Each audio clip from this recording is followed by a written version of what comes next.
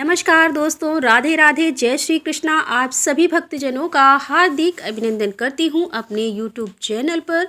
दोस्तों, आज हम सुनने वाले हैं माघ मास महात्म्य का 10वां एवं 11वां अध्याय।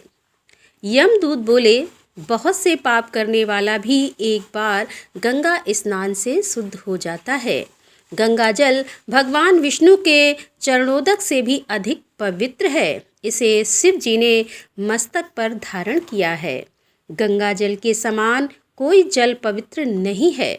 गंगा नाम के उच्चारण मात्र से ही प्राणी के सारे पाप नष्ट हो जाते हैं।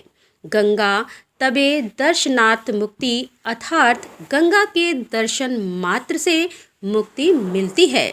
अतः स्नान से ब्रह्मलोक स्थान मिलता है। वैश्य वह ब्राह्मण आकाश के तारे के समान तेजधारी होता है जो गौ की सेवा करता है। जो गौ के स्थान पर प्राण त्यागता है उसके पाप स्वतः नष्ट हो जाते हैं। जो प्राणी पर नारी को माता के समान मानता है वह प्राणी धन्य है। उसे कभी यम द्वार नहीं देखना पड़ता। जो मन, वचन, कर्म से कभी पर नारी का ध्यान नहीं करते वे समस्त सुखों का उपभोग करते हैं।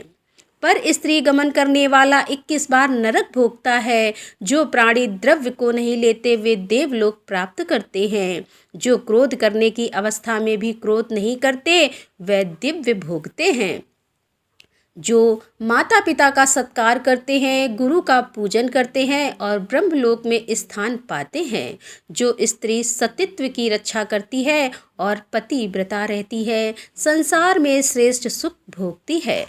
दुराचार करने वाले को नरक प्राप्त होता है। जो वेद वाक्य पढ़ते अथवा सुनते हैं और शास्त्रों का पठन पाठन करते हैं, मन, स्मृति आदि धर्म शास्त्रों का अध्ययन करते हैं, वे निश्चय ही स्वर्ग को प्राप्त करते हैं। जिन प्राणियों ने धर्म के महत्व को समझकर ज्ञान का अर्जन किया है, जो अपने ज्ञान का उपदेश देते हैं, वे निश्चय ही ब्रह्मलोक पाते हैं। वे देवताओं के द्वारा भी पूजित होते हैं। तब यमदूत ने कहा कि हे वैश्यपुत्र, धर्मराज ने जिस गूढ़ रहस्य को मुझे स्वयं बताया है उसे ध्यान देकर सुनो। महात्मा पुरुषों के निकट यम के दूत भूल कर भी नहीं जाते हैं।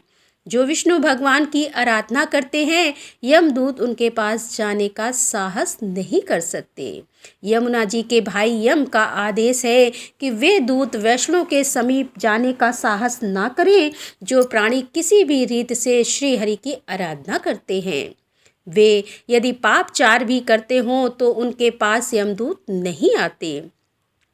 जिस प्राणी के घर जाकर वैष्णव भोजन करता है वह घर पवित्र हो जाता है। वैष्णव के संगत में आने मात्र से ही प्राणियों के समस्त पाप नष्ट हो जाते हैं। यह बिल्कुल सत्य है कि वैष्णव स्वर्ग को जाते हैं। हे तात, जो ब्राह्मण होकर भी विष्णु का भक्त नहीं होता वह चांडाल के समान है। जो शूद्र होकर भी विष्णु भक्त है वह सदैव पूजनीय है। विष्णु भक्त के पितर स्वतः तर जाते हैं। जो इन विष्णु भक्तों की सेवा करता है अथवा उनसे प्रीति करता है वे भी दिव्य लोक पाते हैं।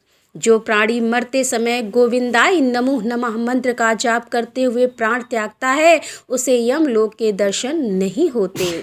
जो प्राणी ओम नमो भगवते वासुदेवाय द्वादशाक्षर मंत्र का जाप करते हैं, जो प्राणी श्री कृष्ण शरणम मम अथवा ओम नमो नारायणा इन अष्टाक्षरी मंत्रों का जाप करते हैं, वे परम वैष्णव कहे जाते हैं। ऐसे प्राणी समस्त सुखों को भोग कर अंत समय में वैष्णव रूप धारण करके विष्णु लोक में निवास करते हैं।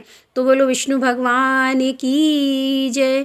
तो दोस्तों, यहाँ पर माघ मास महात्म्य का अध्याय का समापन करते हुए इसके आगे का अध्याय लेकर हम आपके सामने फिर उपस्थित होंगे।